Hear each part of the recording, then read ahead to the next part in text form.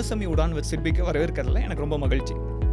இதில் ஆண்டர்பிரினியர்ஸ்னு சொல்லப்படுற தொழில் முனைவோர் அவங்க கனவை எப்படி வெறும் கனவாமே வச்சுக்காம நனவாக்குனாங்க, அதில் சிட்பியோட பங்களிப்பு என்னங்கிறத பற்றி நம்ம பார்ப்போம். அந்த வகையில் இன்றைக்கி நம்ம பார்க்க போகிறது திரு விஸ்வநாதன், அமரோன் ஃபவுண்டரிஸ் கோயம்புத்தூரோட MD அண்ட் CEO. எப்படி ஒருத்தர் தன்னோட படிப்பையும் அனுபவத்தையும் வச்சு ஒரு தொழிலை உருவாக்கி அந்த தொழில் இன்றைக்கி மல்டி க்ரோர் டேர்ன் ஓவர் பண்ணுற பிஸ்னஸாக மாற்றி 800க்கும் மேலே வேலைவாய்ப்பு உருவாக்கி கொடுத்து அதோடு நிறுத்திக்காமல் என்விரான்மெண்ட் ஃப்ரெண்ட்லியாக எப்படி அதை ரன் பண்ணுறாருங்கிற அவரோட சக்ஸஸ் ஸ்டோரி பற்றி தான் இன்றைக்கி நம்ம பார்க்க போகிறோம். வணக்கம் சார். வணக்கம் சார். எந்த பாயிண்டில் சார் உங்களுக்கு தோணுச்சு நமக்குன்னு ஒரு தொழில் வேணும், நம்ம ஒரு சொந்தமாக ஒரு தொழில் ஆரம்பிப்போம் அப்படின்ட்டு? ஓகே, நான் பிறந்தது ஒரு கிராமத்தில். தென் என்னுடைய குடும்பத்தில் 5 பேர், நான் ஒருத்தர் தான் அதில் கிராஜுவேட். ஸோ நான் படித்து முடிச்சுட்டு ஒரு இண்டஸ்ட்ரியில் ஒர்க் பண்ணேன். ஒரு 20 வருஷம் ஒர்க் பண்ண பின்னாடி சில பேர் கேட்டாங்க, ஏன் நீ ஒரு இண்டஸ்ட்ரி ஆரம்பிக்கலாமே அப்படின்னு. நான் சொன்னேன், எனக்கு இன்ட்ரெஸ்ட் இல்லை அப்படின்னு சொன்னேன். ஏன்னா எனக்கு தொழிலே போதும், பணம் பண்ணணும் அப்படிங்கிற இது இல்லாமல் இருந்தது. அப்போ ஒரு நண்பர் கேட்டார், ஓகே உனக்கு ஒரு இண்டஸ்ட்ரி வேண்டாம்னு நினைக்கிறேன், உனக்கு ஒரு சன் இருக்கார்ல, அவருக்காக ஒரு இண்டஸ்ட்ரி ஆரம்பிக்கலாமே அப்படின்னு சொன்னார். எனக்கு அது ரொம்ப பிடிச்சி போச்சு அந்த பாயிண்ட்.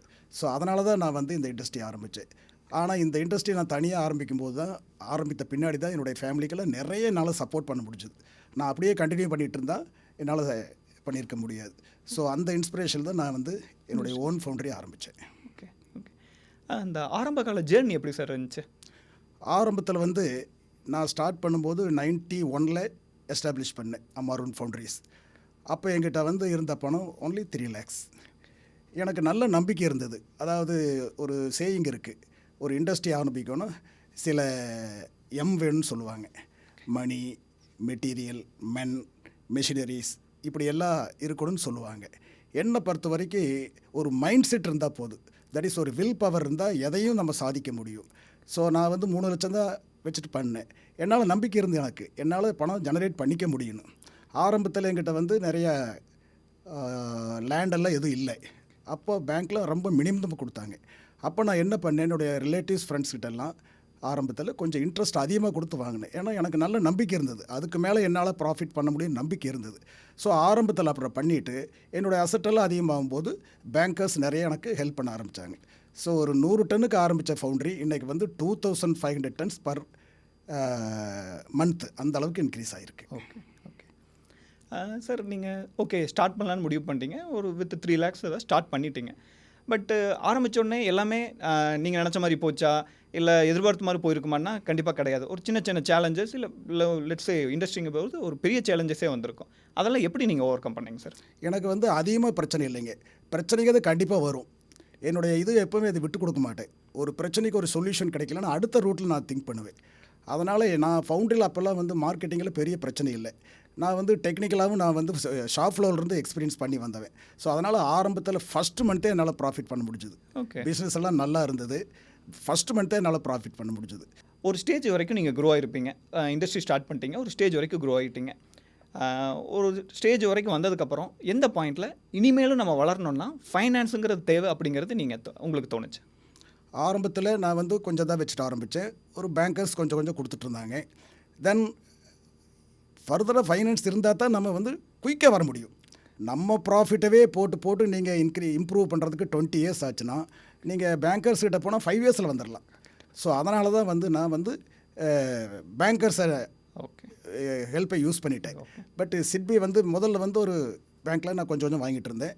சிட்பி எனக்கு 2005 4E ஒரு ஸ்கீமுங்க, எனர்ஜி எஃபிஷியன்சி மெஷரிங் தர்றீங்க, க்ரீன் எனர்ஜிக்கெல்லாம் நீங்கள் அதை ஃபைனான்ஸ் தர்றீங்க. தட் இஸ் க்ரீன் எனர்ஜினா உங்களுக்கு ஃபஸ்ட்டில் விண்டுக்கு அந்த லோனே க்ளோஸ் ஆகிடுது. இப்போது வெரி லாங் பேக் 2005 உங்கள்கிட்ட நான் வந்தேங்க.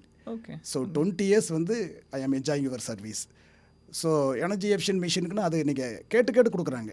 That is why I appreciate your டீமுங்க. கேட்டு கம்மியாக கொடுக்குறாங்க. அடுத்து இந்த ப்ரிவிலேஜ்டு கஸ்டமர் ஸ்கீம், நல்ல கஸ்டமர்ஸுக்கு நீங்கள் அதை கொடுக்குறீங்க, அது எனக்கு ரொம்ப யூஸ்ஃபுல்லாச்சு. அப்புறம் இந்த டாய்லெட்டுன்னு கோவிட் சமயத்தில் கொடுத்தீங்க, அது ரொம்ப யூஸ்ஃபுல்லாக இருந்தது. அப்புறம் ஒன்று நீங்கள் இப்போ டிஸ்கன்டினியூ பண்ணிட்டீங்க, ரிசீவபிள் ஃபைனான்ஸ் ஸ்கீம்.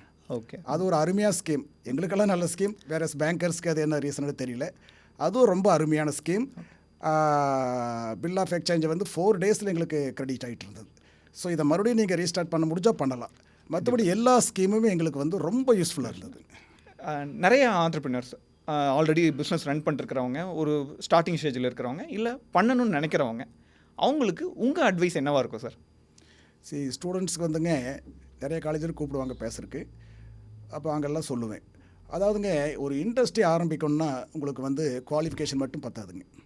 அதாவது ஒரு வில் பவர், அதாவது ஒரு ஒரு இன்ட்ரெஸ்ட் வேணுங்க. ஸோ கண்டிப்பாக நம்ம வந்து இதில் சக்ஸஸ் ஆகணும் அப்படின்னு ஒரு இன்ட்ரெஸ்ட் ஃபஸ்ட்டில் வேணுங்க. நான் தான் கொஞ்ச நேரத்துக்கு முன்னாடி சொன்னபடி மற்ற எம்எல்லாம் இருந்து பிரயோஜனம் இல்லை. மைண்ட் செட் வந்து ஏதோ நேம் ஷேக் இருந்தால் வர முடியாதுங்க. அப்போ நான் ஸ்டூடெண்ட்ஸ்க்கெல்லாம் என்ன அறிவுரை சொல்லுவேன், நீங்கள் காலேஜ் கோர்ஸ் முடிச்சுட்டு நான் இன்னொன்று கூட அடிக்கடி சொல்லுவேன், இந்த டிகிரி மட்டும் வச்சுட்டு ஒன்றும் பண்ண முடியாது. அதுக்கு நான் எக்ஸாம்பிள் சொல்லுவேன். இப்போது சில பேர் காலேஜ் ட்ராப் அவுட்ஸ் இருக்காங்க. நம்ம முகேஷ் அம்பானி, ஸ்டீவ் ஜோப், இந்த மாதிரி நிறைய சொல்லலாம். அவங்க எல்லாமே காலேஜ் ட்ராப் அவுட்ஸ். அது என்ன படிக்க முடியல, அவங்களுக்கு என்ன கெப்பாசிட்டியில் நினைக்கிறீங்களா? கிடையாது. அவங்க காலேஜில் வந்து படிக்க ஆரம்பிக்கும் போது பிஸ்னஸில் மைண்டு போயிடுது. அந்த பிஸ்னஸ் மைண்டு போகும்போது இங்கே தேவையில்லைங்கிற மாதிரி நினச்சிட்டாங்க. அதனால் டிகிரி வந்து இப்போ ஒரு இன்ஜினியர் ஆகணும், அதை தெரிஞ்சுக்கிறதுக்காக அந்த டிகிரி உங்களுக்கு ஹெல்ப்ஃபுல்லாகும். அதுக்கு பின்னாடி ஸ்கில்லு தான் உங்களுக்கு யூஸ் ஆகும். ஸோ ஸ்கில்லை வளர்த்திக்கிங்க. ஸோ ஒரு இன்ட்ரெஸ்ட்டும் இருந்ததுன்னா கண்டிப்பாக அவங்க சக்ஸஸ் ஆகலாம். அவங்களுக்கெல்லாம் என்ன சொல்லுவேன், நீங்கள் காலேஜ் படிக்கும்போது எந்த ஃபீல்டுக்கு போகணும்னு முடிவு பண்ணிக்கங்க. ஒரு மோட்டர் பம்ப் மேனுஃபேக்சரிங் கம்பெனிக்கா, ஓகே, அது முடிச்சுட்டு கொஞ்ச நாளைக்கு அந்த மாதிரி இண்டஸ்ட்ரியில் நீங்கள் ஒர்க் பண்ணுங்கள். ஒர்க் பண்ணிவிட்டு தென் ஒரு ஸ்மால் லெவலில் ஆரம்பிங்க. எடுத்த உடனே சில பேர் ஓவராக இருக்கிற சொத்தெல்லாம் வித்துலாம் போட்டுட்டு ரிஸ்க் எடுப்பாங்க. அப்படி பண்ணாதீங்க. சின்ன லெவலில் போங்க. சின்ன லெவல் போட்டு நிறைய அந்த ப்ரிகாஷனரி மெஷர்ஸ் எடுத்திங்கன்னா கண்டிப்பாக சக்ஸஸ் ஆகலாம். அப்படி ஆகலைன்னா அதே மாதிரி படித்தவங்களாம் சக்ஸஸ் ஆனதாக சரித்திரமே இல்லை. எங்கிட்ட சொன்ன நிறைய எக்ஸாம்பிள் சொல்ல முடியும். நிறைய degree holders, even PhD failed. Then foundry மோல்டராக இருந்தவங்க அருமையாக இப்போ ஃபவுண்ட்ரி கோயம்புத்தூரில் அருமையாக ரன் பண்ணிகிட்ருக்காங்க. மோல்டராக இருந்தவங்க அப்போ என்ன அர்த்தம், அவங்க ப்ராப்பராக பண்ணியிருக்காங்க, இவங்க ப்ராப்பராக பண்ணல. அதே மாதிரிங்க சில இண்டஸ்ட்ரீஸில் டாப் லெவல் இருப்பாங்க, பிபி சேல்ஸ் அது இதுன்ட்டு, அவங்க தனியாக ஒரு கம்பெனி ஆரம்பித்தா ஃபெயில் ஆகிடுவாங்க. என்ன ரீசனாக கரெக்டாக இங்கே அப்ளை பண்ணுறதில்ல. அங்கே வந்து டாப்பில் சம்படி இஸ் தேர் இல்லை, அவங்க கைட் பண்ணிக்கிறாங்க. இங்கே தனியாக வரும்போது எப்படி அதை ரன் பண்ணணும்னு தெரிய மாட்டேங்குது. ஸோ அந்த மாதிரி பண்ணிவிட்டு நீங்கள் வந்தால் கண்டிப்பாக சக்ஸஸ்ஃபுல்லாக இருக்கலாம். தென் ஸ்டார்ட் பண்ணி 1 or 2 இயர்ஸில் உங்களுக்கு திணறீங்களா, அப்போ விட்டுறணும். முடியலைன்னா யூ வில் பி அன்ஃபிட்டு. அப்போ விட்டு போட்டு நீங்கள் பாட்டுக்கு வேலைக்கே போயிடணும். ஏன்னா அதை விட்டு போட்டு சஃபர் ஆனவங்க நிறைய இருக்காங்க. நீங்கள் வந்து இண்டஸ்ட்ரியிலையும் எக்ஸ்பீரியன்ஸ் லெவல்லையும் ஒரு 30-40 வருஷம் இதே லைன்லேயே இருந்திருக்கீங்க. உங்களோட பார்வையில் ஒரு சக்ஸஸ்ஃபுல் ஆண்டர்பிரினர் அப்படின்னா அவங்கக்கிட்ட என்னென்ன குவாலிட்டிஸ் இருக்கணும்னு நீங்கள் நினைக்கிறீங்க? அதாங்க இப்போ ஆல்ரெடி நான் ஓரளவுக்கு சொல்லிட்டேன். ஒரு என்டர்பிரினர் வந்துங்க கண்டினியூஸ் இம்ப்ரூவ்மெண்ட் இருக்கணுங்க. ஓகே.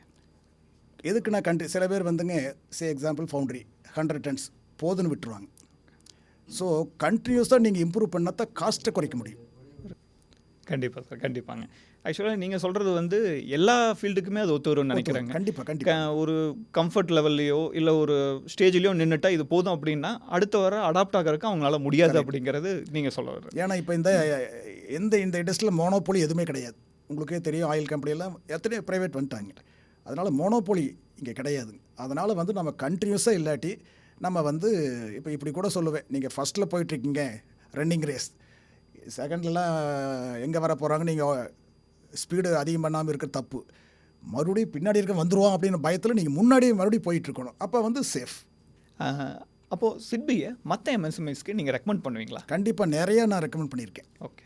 நிறைய பேர்த்துக்கு ரெக்கமெண்ட் பண்ணியிருக்கேன். ஓகே. இது மெயின் பாயிண்ட் அதான் சொல்வேன். ரேட் ஆஃப் இன்ட்ரெஸ்ட் கம்மி, நல்லா கம்பேர் பண்ணிக்க. ஏன்னா உங்களுக்கு இந்த சென்ட்ரல் கவர்மெண்ட் ஃபண்ட்ஸ் வரதுனால அதை ஈஸியாக கொடுத்துருங்க. இன்னொன்று ஆன் டைம் சேங்ஷன். இந்த 2 ரீசனுக்காக நான் சொல்லியிருக்கேன். 1-2 பேர் நான் ரெக்கமெண்ட் பண்ணுவேன், நாங்கள் ஆல்ரெடி அங்கே தான் இருக்கோங்கிறாங்க, சிட்பியில் இருக்காங்கிறாங்க.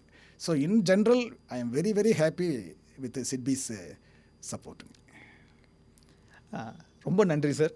ஆக்சுவலாக உங்கள் டைமை எங்கள் இன்வைட்டை ஏற்று உங்கள் எக்ஸ்பீரியன்ஸ் எங்கள் கூட ஷேர் பண்ணிக்கிட்டதுக்கு ஆக்சுவலாக கண்டிப்பாக நிறைய பேர்த்துக்கு ரொம்ப இன்ஸ்பைரிங்காக இருந்திருக்குன்னு நான் நம்புகிறேன். நம்ம பேசின விஷயத்தில் ஏதாச்சும் ஒரு விஷயத்தை எடுத்து அவங்களோட பிஸ்னஸில் அவங்க ஒர்க் பண்ணுற இடத்துல இம்ப்ளிமெண்ட் பண்ணி அவங்க கண்டிப்பாக சக்ஸஸ் பார்ப்பாங்கன்னு நாங்கள் கண்டிப்பாக நம்புகிறோம். ரொம்ப ரொம்ப தேங்க்ஸ் சார். ஸோ என்னுடைய கடைசியான ஒரு வேண்டுகோள், நீங்கள் வந்து மோட்டிவேட் பண்ணலாம். சில இண்டஸ்ட்ரீஸ் வந்து இது போதுங்கிறாங்க. இல்லை நீங்கள் வீட்டுக்கு தான் பண்ணுறீங்க. நான் அடிக்கடி முன்னாடியே சொல்லியிருக்கேன் இந்த பாயிண்ட்டு. நாட்டுக்கும் பண்ணுங்கள். நம்ம நாடு இன்னும் வந்து ஸ்ட்ராங் ஆகணும். நீங்கள் செய்யுங்கன்னு சொன்னீங்கன்னா அட்லீஸ்ட் 10 பேர்த்தில் ஒருத்தராவது செஞ்சால் தான் அது ரொம்ப சக்ஸஸ். ஸோ நீங்கள் நல்லபடியாக பண்ணுறீங்க. இனியும் மறுபடியும் நீங்கள் கிரேட்டர் ஹைட்ஸை அச்சீவ் பண்ணணும்னு சொல்லி வாழ்த்திட்டு நன்றி சொல்லி விடைபெறுகிறேன். ரொம்ப தேங்க்ஸ் சார். ரொம்ப